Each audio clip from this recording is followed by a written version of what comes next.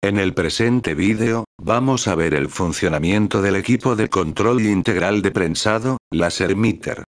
La calidad final de los azulejos depende en gran medida del proceso de prensado, el cual conformará el azulejo en sus dimensiones adecuadas y sin defectos dimensionales. Para tener un correcto prensado, es necesario realizar controles de calidad sobre diversos parámetros que afectan al resultado final. Tradicionalmente, se controla la densidad o dureza del material recién prensado, que repercutirá posteriormente en la contracción durante la cocción. Se controla, tanto el valor medio de cada salida de prensa, que daría lugar a variación de calibres, como su distribución superficial, que daría lugar a defectos dimensionales, lunetas, conicidad, etc. También se realiza un control de espesores, midiendo en las zonas más significativas del azulejo, y verificando que no existe variación, que influiría, entre otros, al proceso de empaquetado. Por último, se realiza un control de pesos, o cargas de arcilla, que al igual que las variaciones de densidad o dureza, también repercutirían en calibres y deformaciones durante la cocción.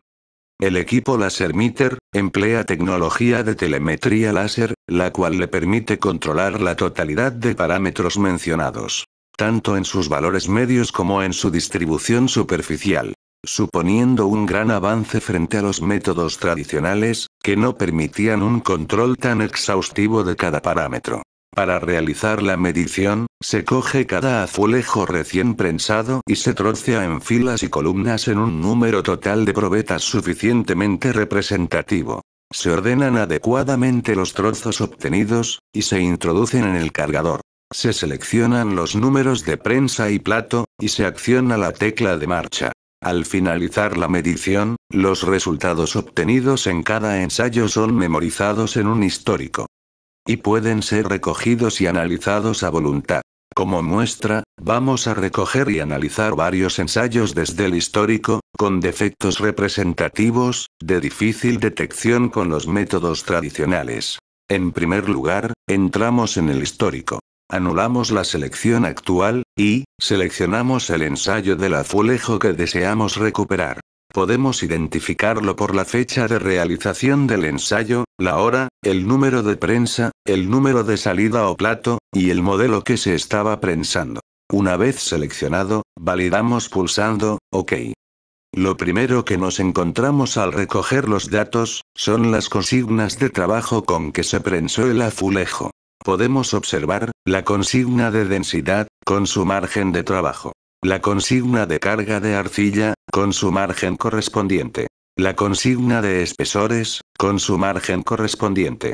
Y en el lado izquierdo, podemos observar, una escala de color, con una zona central blanca, que representa que el dato está dentro del margen de trabajo. Una zona con varios tonos de azul, que indica que el valor supera el margen de la consigna.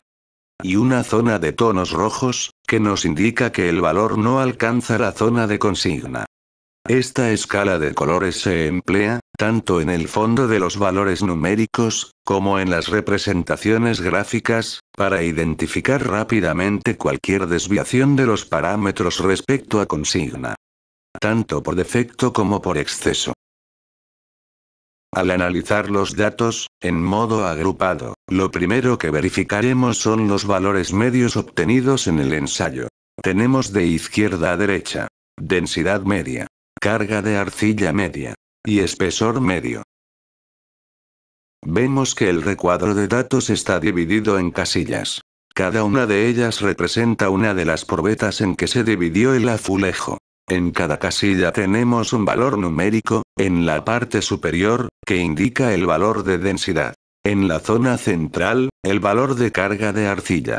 Y, en la zona inferior, el valor de espesor. Cada uno de ellos con un color de fondo según la escala descrita anteriormente.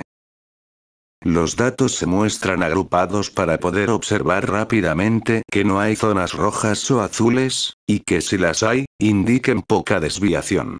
Para una mayor claridad, podemos observar los datos por separado, simplemente pulsando en la casilla de consigna correspondiente, por ejemplo, en densidades. En este caso observamos que, si bien la fila inferior tiene densidades un poco inferiores al resto, todos los datos están en la zona de trabajo, y por tanto, no deberíamos tener problemas en la salida del horno. Si volvemos a pulsar en densidades, veremos los valores medios. En los lados, los correspondientes a cada zona. Y en el centro, el valor medio total. Y si volviésemos a pulsar en densidades, veríamos la representación gráfica de distribuciones. Si repetimos ahora la visualización individual, en el parámetro de carga de arcilla, nos encontramos con un problema. Tenemos una zona central que está bien. Pero tenemos una fila inferior con fondos en rojo, y una superior con fondos azules.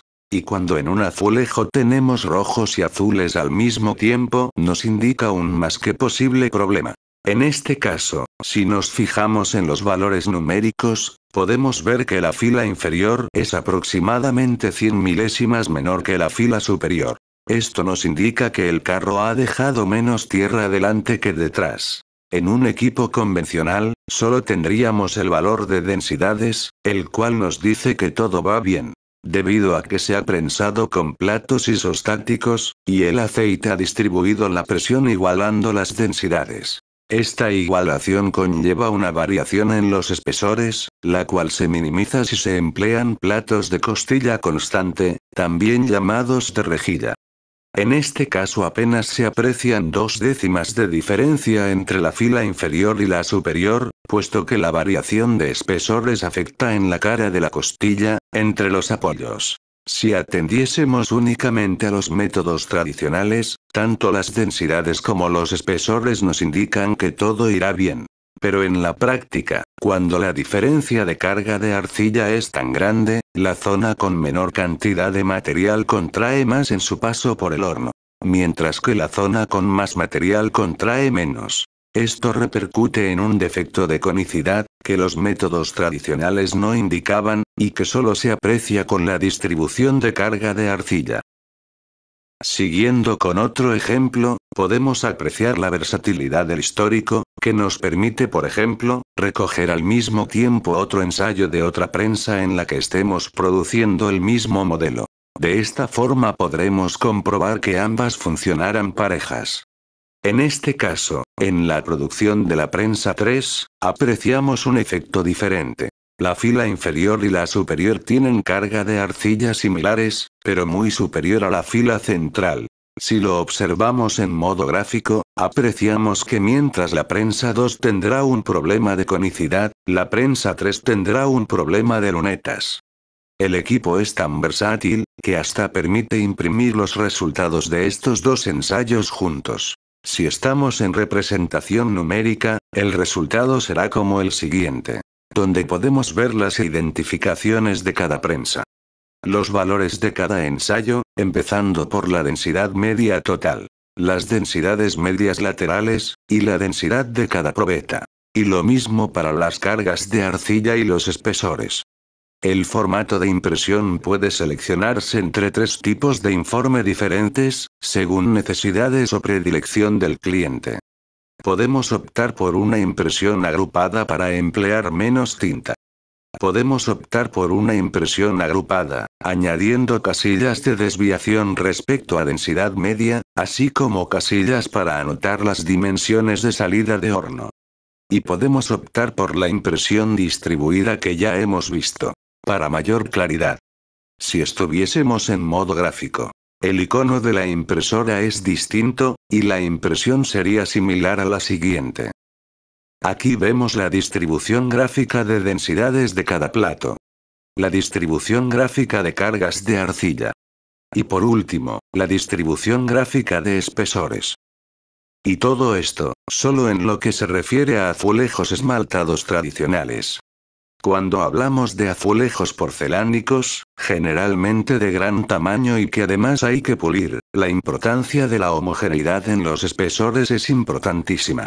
Puesto que de ella depende el gasto en pulidoras. Y dado que la variación en los espesores depende directamente de la distribución de carga de arcilla, resulta imprescindible contar con este parámetro, que no se puede obtener por los métodos tradicionales de control.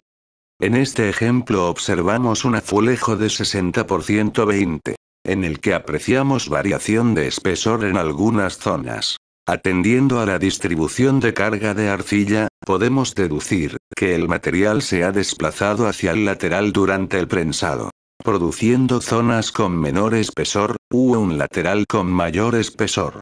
Atendiendo a los valores numéricos, apreciamos que la diferencia entre un lateral y el otro ronda las 4 décimas. Y que además, tenemos una diferencia entre el mínimo y el máximo, de casi 7 décimas. El coste en pulidora sería grandísimo. Y si el material fuese un lapado, o pulido parcial, sería prácticamente imposible de realizar. El Lasermeter no solo es el único equipo de control capaz de detectar estos errores que se traducirán en defectos y costes.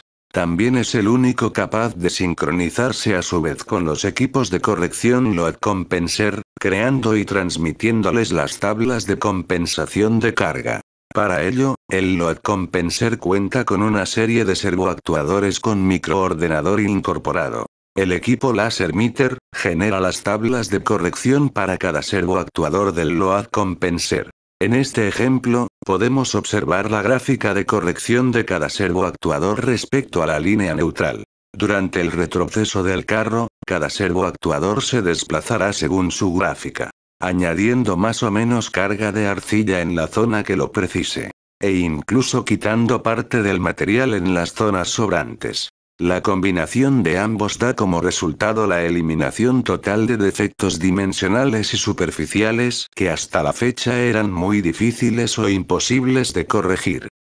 Para otras informaciones consulte nuestra página web www.elbsl.es.